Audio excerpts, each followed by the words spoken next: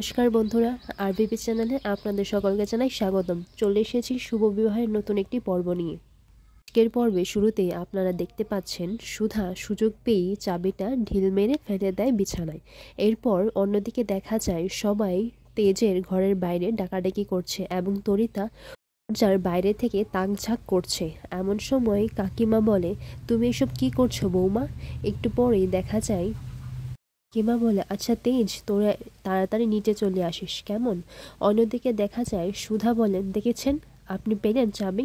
এরপর সুধা বলে, দাঁড়ান আমি দেখছি চাবিটা কোথায়। এরপর সুধা চাবিটা খুঁজতে গেলে এরপর বিছানায় পায়।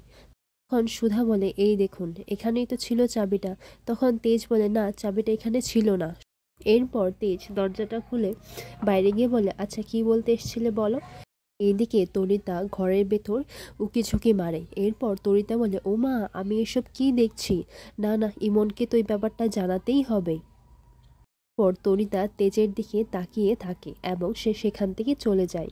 পরে সুধা যখন নিচে যায় তখন ঠাম্মি আর বাড়ির বাকি সবাই বলে, আচ্ছা বৌমা, তুমি যে রোজ রোজ দুধ দিয়ে চিনি ময়দা দিয়ে মিষ্টি এইসব বানাচ্ছ, কিন্তু ময়দা চিনি এসব তো কিছুই শেষ হচ্ছে না। তখন সমুদ্র বলে, বাড়ির লোকেরা তো জানে না যে তুমি অর্ডারের জিনিসগুলো দিয়ে এগুলো বানাচ্ছ গজানোর জন্য। তখন তেজ লক্ষ্য করে যে সমুদ্র সুধার সঙ্গে চাপা গলায় কিছু একটা বলছে। পর ঠাম্মি বলে, কি হয়েছে বৌমা, কিছু বলো। এরপর সমুদ্র বলে, আমি বলছি। তখন সুধা ঘাবড়ে যায় যে সমুদ্র সবটা সত্যি বলে দেবে না তো। সমুদ্র ঠাম্মিকে বলে, আরে ঠাম্মি, তুমি একটা গল্প বলতে না? তখন ঠাম্মি বলে, কি গল্প? এরপর সমুদ্র বলে, ওই যে অন্নপূর্ণার গল্প। অন্নপূর্ণার ভার নাকি কখনোই খালি হয় না। এরপর ঠাম্মি বলে, হ্যাঁ, আর আমাদের নাত বৌমা আসার পর থেকে তো সত্যিই অন্নপূর্ণা এসেছে। পর তরিতা কিছু বলতে চাইলে ঠাম্মি বলে, নিজে তো কখনো রান্নাঘরে ঢুকোনি, আর বড় নাত বৌমা সংসারটা গুছিয়ে করছে, তার মধ্যে তুমি খুঁটনি ধরবে, তাই তো? আমি বলি কি, তুমি বড় বৌমার থেকে সংসারটা কিভাবে গুছিয়ে করতে হয় সেটা একটু শেখো। এরপর তরিতা বলে, এই ম্যাজিকটা কি করে হলো সেটা আমি বার করেই ছাড়বো। তখন তেজের বাবা বলে, মা, অন্নপূর্ণার আশীর্বাদে আমাদের বাড়ির খরচটা একটু কমই হচ্ছে। পরের মুহূর্তে দেখা যায় সুধার কাছে বিজিতের ফোন আসে। বিজিত বলে, সুধা, সব তত্ত্বগুলোর মধ্যে গায়ে হলুদে তত্ত্বটা তো নেই, ফুলের মালাটা যে বানানো হয়েছিল সেটা মিসিং। এরপর সুধা বলে, কি? কিন্তু আমি তো সব গুছিয়ে রেখেছিলাম। এরপর বিজিত বলে, হ্যাঁ, কিন্তু সেটা আসেনি, আর আমার হয়তো কোথাও একটা ভুল হয়ে গেছে। পরে বিজিত সুধাকে বলে, তুই যে করেই হোক তুই সেটা নিয়ে আয় প্লিজ। এরপর সুধা সেই তত্ত্বটা খুঁজে বের করে, আর এমন সময় রান্নাঘর থেকে সে বেরিয়ে পড়ে। তখনই তরিতা সেটা দেখে নেয়। তরিতা এটাই ভাবতে লেগে যে দিদিভাই হাতে কি নিয়ে গেল। অন্যদিকে দেখা যায় ইমন বিজিতকে বকাবকি করতে শুরু করে দেয়, তোমার জন্য আমার ফেস লস হচ্ছে বিজিত, আর যিনি এইসব বানাচ্ছেন আমি কিন্তু ওকেও ছেড়ে কথা বলবো না। অন্যদিকে দেখা যায় সুধা কুটকে তার ফোনটা দিয়ে বাড়ি থেকে বের হয়ে যায়। অন্যদিকে তেজ আর সমুদ্র গাড়িতেই কথা বলছে বিজনেসের মিটিং নিয়ে। আর এরপর কিছুক্ষণ পরই সমুদ্র সুধাকে দেখতে পাই অটোর মধ্যে। সমুদ্র এটাই ভয় পেতে লাগে যে যদি দাদাভাই দেখে নেয় বৌদিকে তাহলে।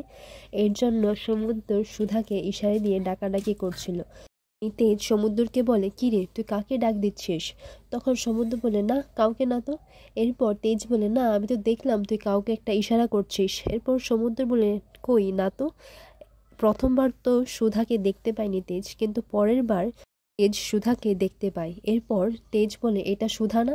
আর সুধা বলেই ডাকাডাকি করতে শুরু করে দেয়। এরপর সমুদ্র বলে, না না, ওটা বৌদি নয়, তুই হয়তো ভুল দেখেছিস। এরপর সুধাও দেখে নেয় যে মিস্টার বসু মল্লিক ওই গাড়িতেই আছে আর সুধাকে দেখে ফেলেছেন। এরপর তেজ সুধার লোকেশনটা চেক করলে লোকেশনটা বাড়িতেই দেখাচ্ছে। এরপর সমুদ্র বলে, দেখেছিস, বললাম না বৌদি এখানে কি করে হবে। এরপর তেজ বলে, গাড়িটা ঘোরাও, আমরা বাড়ি যাব। এইদিকে চিরকুট বাড়ি বসে বসে সুধার ফোনে গেম খেলছিল, এর জন্য সুধার লোকেশনটা বাড়িতেই দেখাচ্ছিল।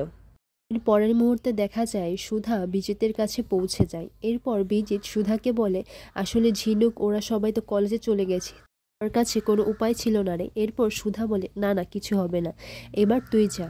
এরপর এমন সময় দেখা যায় ইমনও সেখানে এসে পড়ে। ইমন সুধাকে দেখার আগেই সুধা গাড়িতে উঠে পড়ে এবং ইমন সে সুধাকে দেখতে পেল না। এরপর ইমন বিজিতকে বলে, ওই মেয়েটি কে ছিল? এরপর বিজিত বলে, ওই যে যে তত্ত্বগুলো বানিয়েছিল। পর ইমন বলে, আচ্ছা ঠিক আছে, এখন তুমি তাড়াতাড়ি করে যাও, তোমার জন্য আমিও যেতে পারছি না ভ্যানুতে।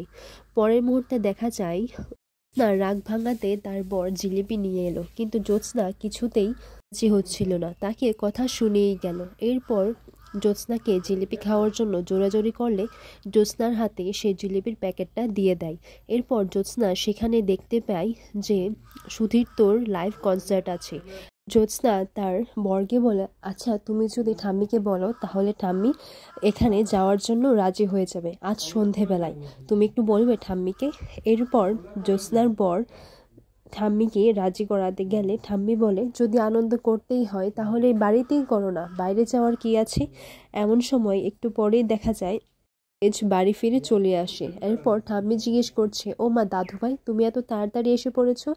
পর তেজ বলে, ঠাম্মি সুধা কোথায়? ওর সাথে আমার একটা জরুরি কথা আছে। পর তরিতা বলে, দিদি ভাই তো বাড়িতে নেই। তখন ঠাম্মি বলে, বড়নাথ বৌমা কাউকে কিছু না বলে কোথায় চলে গেল। এমন সময় দেখা যায় সুধা আর চিরকুট একসাথে নিচে নেমে আসে। তখন তরিতা তো দেখে বিশ্বাস করতে পারছে না। সুধা আর চিরকুট নিচে নেমে এসে চিরকুট বলে, উফ, তোমরা তো ডাকাডাকি করছো না, বৌদিদি আমাকে কত সুন্দর নামতা শেখাচ্ছিল। পর তেজও সুধাকে দেখে চমকে যায়। তখন সুধা মনে মনে এটাই বলতে লাগে, মিস্টার বসু মল্লিক, আমি জানি না আমি আপনাকে সব সত্যিটা কবে বলতে পারবো। এরপর ঠাম্মি বলে, আচ্ছা দাদু ভাই তুমি এসেছো, ভালোই করেছো। জামাই আবদার করেছে যে ও সবাইকে নাকি ঘুরতে নিয়ে যাবে, আর দাদু ভাই তুমি আর সুধাও তো কোথাও বের হও না, তাই তোমরা সবাই মিলে একসাথে ঘুরতে যেও। পর বর জ্যোৎস্নাকে বলে, এখন খুশি তো, এই নাও জিলিপি খাও। তখন জ্যোৎস্না বলে, কিন্তু আমি তো একা যেতে চেয়েছিলাম। এরপর জ্যোৎস্নাকে বলে, ও মা, সে কি, সবাই একসাথে গেলে তো কত আনন্দ হবে, আর সবাই না হয় তোমার বন্ধুর সাথে দেখাও করে নেব। এমন সময় তরিতার নজর পড়ে সুধার শাড়িতে, সেখানে কাদা লেগে আছে। তার মানে তরিতা এটাই মনে করে যে দিদিভাই তাহলে বাইরে গিয়েছিল, কিন্তু কোথায় গিয়েছিল। তা বলে, এখন থেকে চোখ কান খোলা রাখতে হবে। দিদিভাই ম্যাজিক করে কি করে অন্নপূর্ণা হয়ে যাচ্ছে, আর কি করে টুস করে টপ করে বাড়িতেও ঢুকে পড়ছে, সেটা আমাকে জানতেই হবে।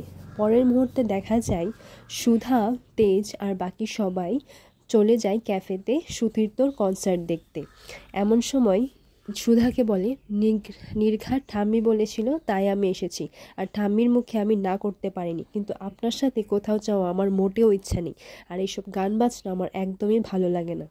এরপর সুধা বলে, এইসব গান ভালোবাসতে গেলে নিজের মনটা নিষ্পাপ হতে হয়, আর আপনার মনে তো শুধু সন্দেহ আর রাগ জমে আছে, সেটা আপনি কী করে জানবেন? আপনার না বেকারির মালিক না হয়ে আপনার দারোগা হওয়া উচিত ছিল, কারণ আপনি তো অপরাধীদের ধরতে খুব ভালোবাসেন। আর এখানেই আজকের পর্বটি শেষ হয়।